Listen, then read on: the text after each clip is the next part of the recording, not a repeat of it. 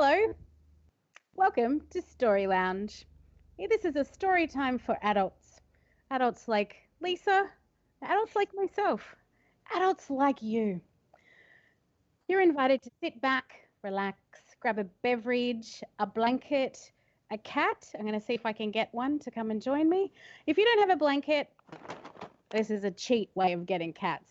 This is oven roasted chicken flavor. They tend to love that. If you don't have a blanket or a cat, try some sneaky treats. I promise there is a cat here somewhere. We will cover you in a blanket of words. That's what we do here. This crochet blanket is still my best friend, but Lisa is also a dear friend of mine, and she likes to read aloud to me. I'm pretty excited. My name's Natalie, just before I forget. Sometimes I do. I'm a librarian at the City of Melbourne Libraries, and joining me is Lisa. Hi. Hi, Natalie. Hello, everyone. Do you have sneaky cat treats or anyone furry that's going to join you? Unfortunately not. I've got a bit of velvet on, so that's about as furry as I'm getting today. Yes. I'm wearing birds on my shirt, and I've got some galah earrings. The birds on my shirt are eating biscuits, but it's art, so they won't hurt their tummies. This is all going to make sense in a minute. Please, by all means, stick around. Lisa has been running our Story Lounge program in our libraries for many, many years, and now we've taken it to our lounge rooms. For this episode, Lisa will be reading extracts from two new and very brilliant novels that are written right here, or were written right here in Victoria. Feel free to dream and drift. Let the readings take you where they take you. Have a think about what you're hearing. If you're watching this live, jump into our comments section and leave us a note. We will read all of the comments and share your ideas in conversation with Lisa and I. We'll have a bit of a chat about it. I think, Lisa, you might be ready to tell us about what you'll be reading to us today. I am raring to go. The theme of today's episode is alternate perspectives. And first up, I'll be reading from Laura Jean McKay's The Animals in That Country. The extract will take us to the start of a flu pandemic, where the symptom is the sudden ability to understand what animals are really communicating to us. In the second extract, I'll be looking at Chris Flynn's Mammoth, where the narrator is a 13,000-year-old mammoth bone.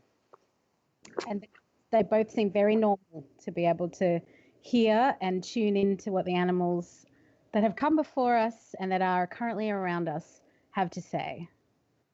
There's nothing more normal than talking animals and talking animal bones, particularly once you've immersed yourself in both of these books. It's okay to wearing animals too, right? But not like wearing animals, but like wearing animals. There's a subtle difference. Did you hear it? I did. I know exactly what you mean. You're the only one. So I'll just give you a tiny bit of background before I read from The Animals in That Country. So the narrator is Jean Bennett. She is a rough-around-the-edges grandma who works in a wildlife park. And the scene that I'll be reading from features Jean, who is the narrator, and her beloved granddaughter Kimberly at the very start of the pandemic. So the flu is actually making its way from the south of the country to the north of the country where they live. I join Kim on the couch. The Lion King has just been born. Kimberly mouths silently along to the song, cheeks ruined from all the crying. When the song is finished, she asks, "Are you a ranger now, Granny?" "Guess I am. We both are.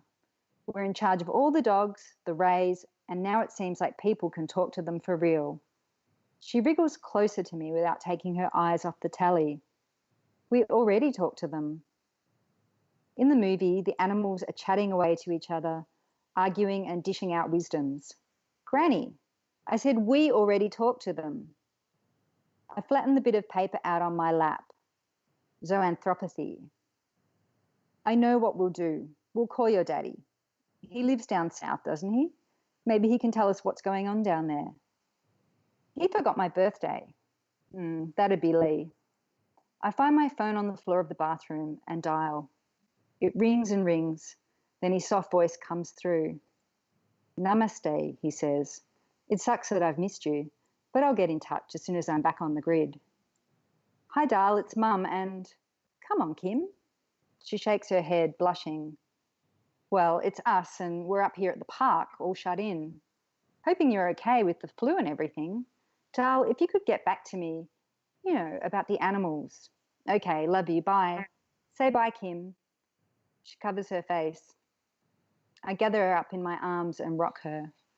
My bitten hand smarts when I hold her close. What would you say if you could talk to animals? I can, I already told you.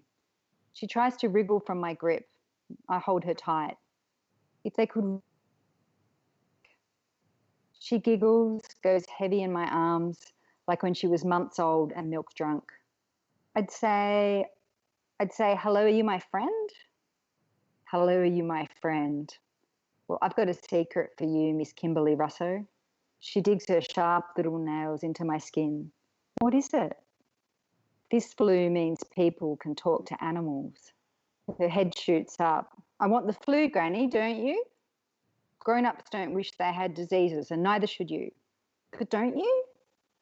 Outside, Wallamina and Princess Pie are nose and beak to the sliding door, trying to press their way through, eyes shining. Of course I bloody do. What a thing to wish for.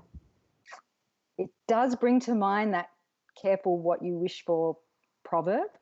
Is it a proverb? Yeah, particularly with like a highly contagious pandemic kind of going around outside our houses. But in this particular scenario, in this book, the pandemic gives you the ability to hear what animals are thinking and saying. What a thing to wish for. Yeah, it's a fantastic setup. It's brilliant. It's so brilliant. I listened to the audiobook and the author, Laura Jean, read it to me. And so there's something really magical when an author narrates their own work, something really magical. But it was pretty much just as good when you read it to me. Like I'm struggling now, Sophie's choice between Lisa, Laura Jean. Like I'm just gonna have to say that you're both the best at reading that book. Yep. Thank you, Natalie. Oh, it's my great pleasure. Yeah, it's my great pleasure. So, okay, so we've got a very young person and an older person both wishing that they had the ability to talk to animals. Yeah. And what could possibly go wrong? Well, heaps of stuff. I foresee heaps of stuff going wrong, and I've read the book, so I know what does eventuate. But that deep connection that we feel to our pets, to animals, to seeing animals in the wild, to seeing animals in captivity. The zoo is a place full of wonder, and where else do you see a giraffe? Most majestic creatures ever. Let's argue about which animals are our favorites. But that gloriously innocent, hello, are you my friend? The question that Kimberly would ask if she could talk to animals, are you my friend? As if she wouldn't be sure, as if, oh, did you see this? Sure, I did. Did you? Sorry, I'm just going to be very unprofessional, but here's an animal. This is Toby, and I didn't even have to give her a treat. The bag earlier, didn't I? There you go, sweetheart. All right, I've got to go back to work now. All right, cool. All right, there you go. So that's an animal in my country. Just watch your mic, Club. Yep. If I could ask her if she was my friend, yes, because I do care for her great. Sometimes it's hard to tell, to itself. Yeah, but these animals in this book do not keep to themselves, Lisa. No, they don't. They're very talkative, and I could possibly have read some of the animal dialogue, but it actually probably doesn't make the G rating of this episode. It really doesn't. Animals are thinking some wild stuff.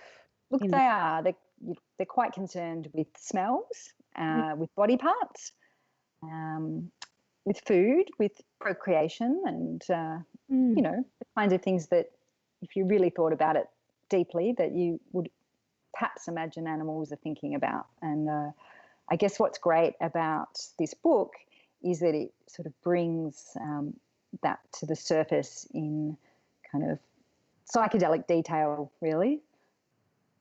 Yeah. Yeah, I think that the animals are pretty base when you like a lot of their wants, their desires, the things that they are communicating. And it's not necessarily they're communicating with humans, it's just what they're thinking. It's just like an internal running dialogue. If you could hear mine, it would be pretty much, am I hungry? I don't know if I'm hungry. I should eat a snack just to be sure. Like it's kind of, it's an internal dialogue. And I think the animals, when the humans can actually hear what's going on inside their heads, a lot of it is that kind of stream of consciousness.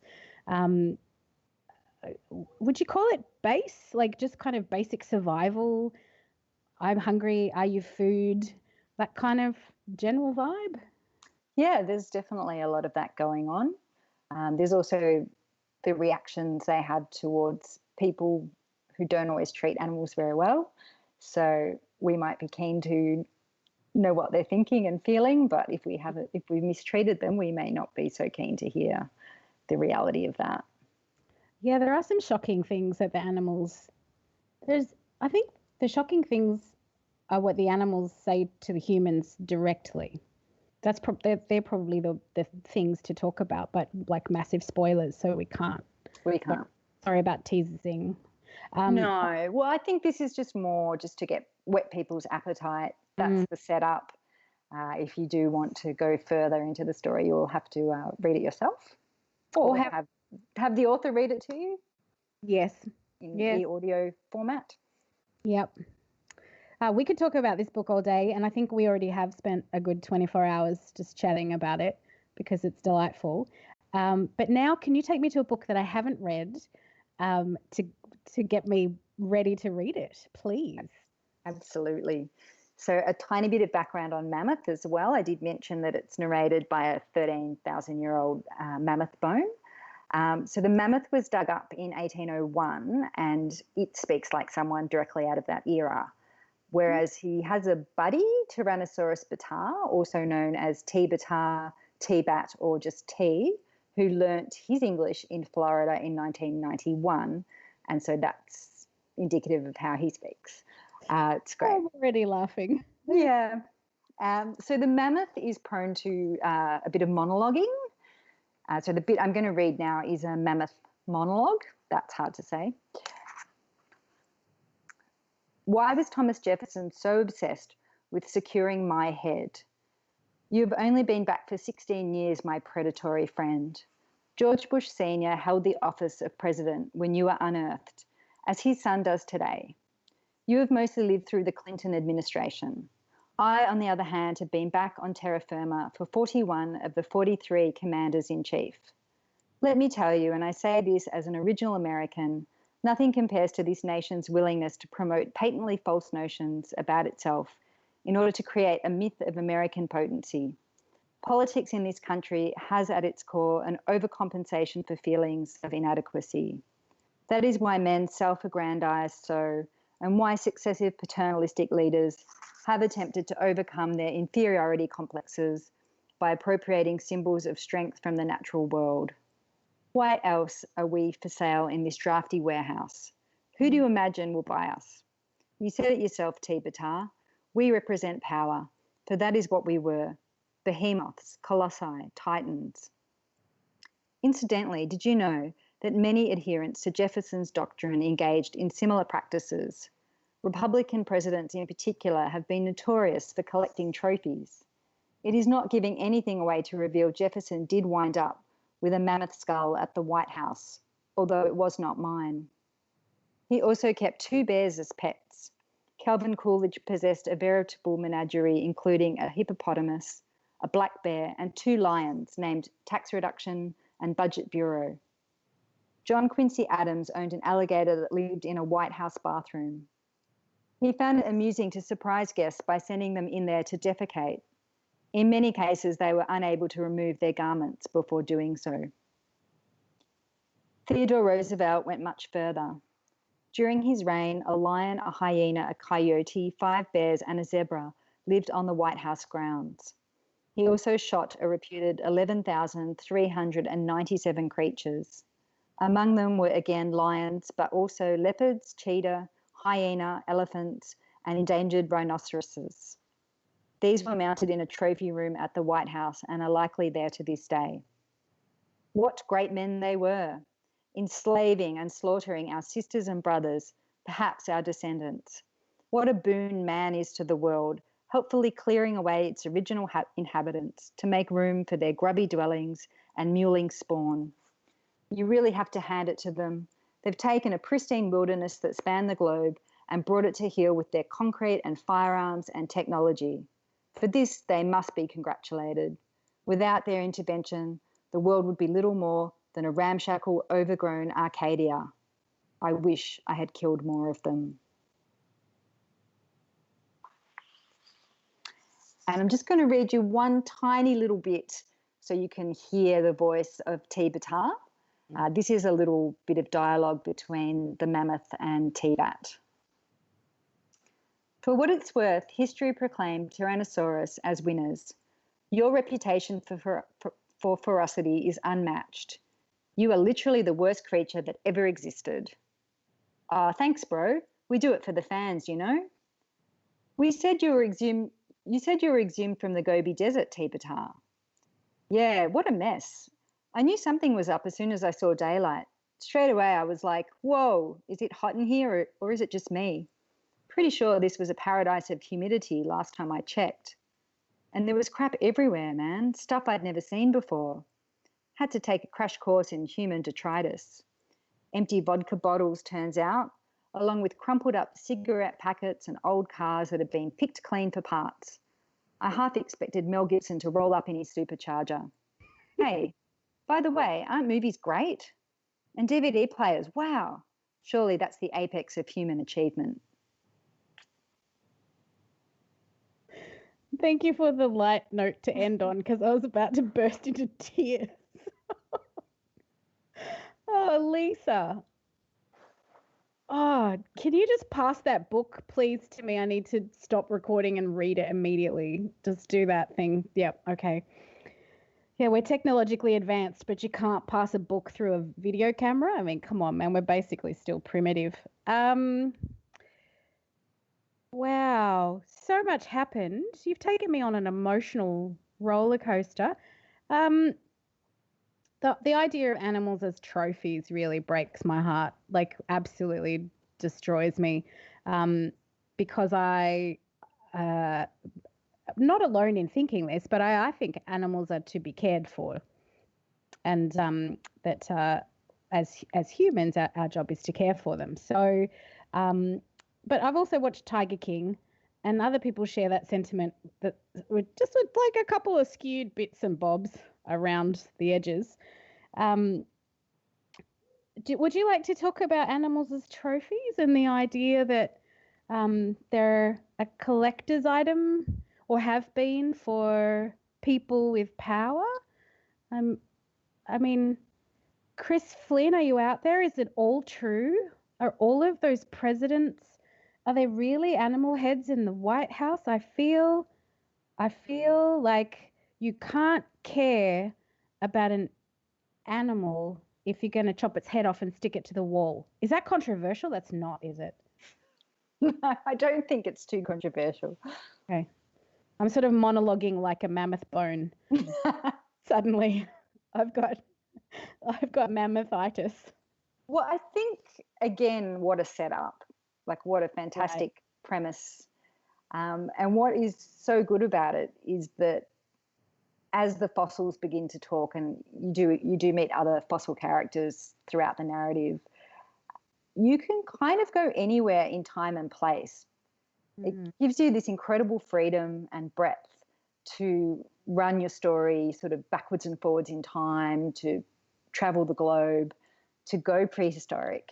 And you can actually get a lot of interesting philosophical thinking, a big critique of humankind, but also have a lot of fun while you're doing it, because you've got these great narrative voices taking you, I guess, like I said, with these alternate perspectives. It really frees you up to explore things that you might struggle to explore in a more traditional narrative with a human narrator who is perhaps more stuck in time.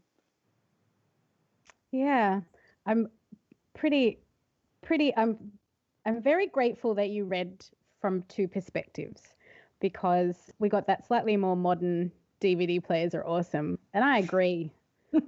Tabata, they're pretty amazing, pretty amazing things. But then you've got that kind of historical um, perspective from the mammoth bone, and honestly, what a premise, what a setup. Am I going to love this book more You're than totally gonna any love other this book? Okay. I Yeah. just love animals. I just love animals so much. Do you love them so much? I do love animals. Yeah. Actually, a fungus gnat came and landed on my page while I was reading. So I didn't get a furry visitor, but I did get an animal visitor of sorts. And if I was back in the animals in that country, I would actually be able to hear what that fungus gnat was saying. And apparently, fungus gnats love the carbon dioxide that we breathe out. So it would probably be saying something along the lines of keep breathing on me. I love your breath, or something like that. Open your mouth, Lisa. Open your mouth, Lisa. Yeah. Right? When I was listening to the animals in that country, and going on my daily walks around my neighborhood, which I'm allowed to do, I had a brief moment, and I know we've talked about this before, where I walked past a minor bird that was sitting on the nature strip, and it was not bothered by my approach and was not bothered by my kind of walking by it. And I feel like I looked that bird right in the eye, and Laura Jean was narrating in my ear, and we shared something. It was like a moment where I looked at the bird and was like, top of the morning. And the bird was like, have a good one, like a kind of Cockney accent. I don't know where that came from. It just, that was just, I mean, that maybe that bird did a lot of flying. Who can say? Who can say? Would you like to know what other people think, Lisa? I would. Both animal and human thoughts welcome. Well, if Toby comes by again, I will interpret what she says. Actually, someone in the comments has said that Toby was saying "feed me" as she walked by me on the couch. That's probably 150% accurate. I have lived with her for a little while. That was probably very accurate. We've got a couple of comments about the Laura G. McKay piece that you read. Hello, are you my friend? That is the best opening question. I may use that from now on. That's a lovely thing to ask an animal as you encounter it. Yeah. There is a written, like a visual pun, and I'm going to give it to you verbally, and let's see if we can get there. We were talking about wearing animals, but not wearing animals. I should say this is a cardigan made from wool, so I'm wearing animals and like wearing animal print. So we'll move on from that. But werewolf, but wear is spelled W-E-A-R. Ah, nice. Werewolf. Yeah. And so this is a very nice ethical question. Would you wear a wolf? Why are you wearing a sheep? We'll just park that for next time we make an animal ethics video. If I could hear what my demanding black cat was thinking, it would be, in quotes, "You are an inadequate servant." Probably. Yeah. Somebody's asked the question, I wonder if the current pandemic that we're living through right now is allowing us to be able to hear what the politicians are actually thinking. And that's terrifying. But it is a frightening thought. perhaps COVID-19 is a different kind of listening that we're going to have to do. There's a lot of praise for Chris Flynn and a question about where are the animals, where are they located to be having these conversations? Are they in a museum or underground? That's a great point. I actually did mean to give you a little bit more context as well. So they are in an auction warehouse.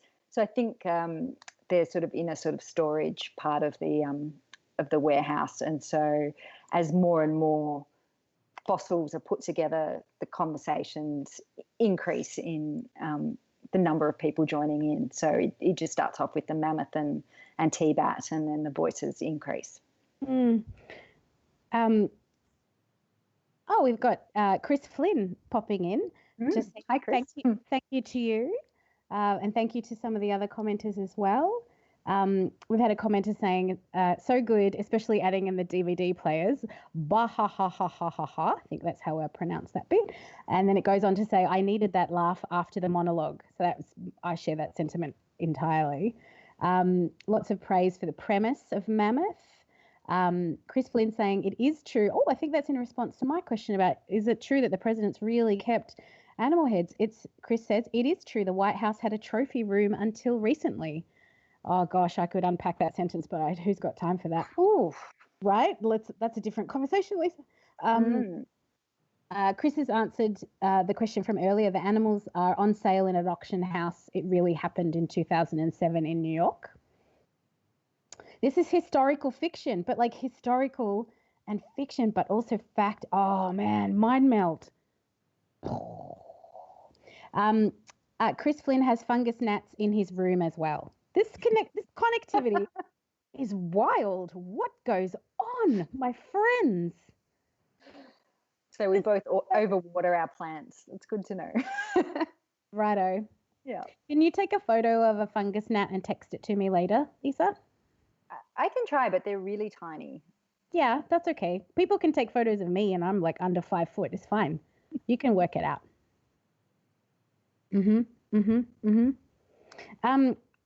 Have you watched Tiger King? I haven't watched it. Oh.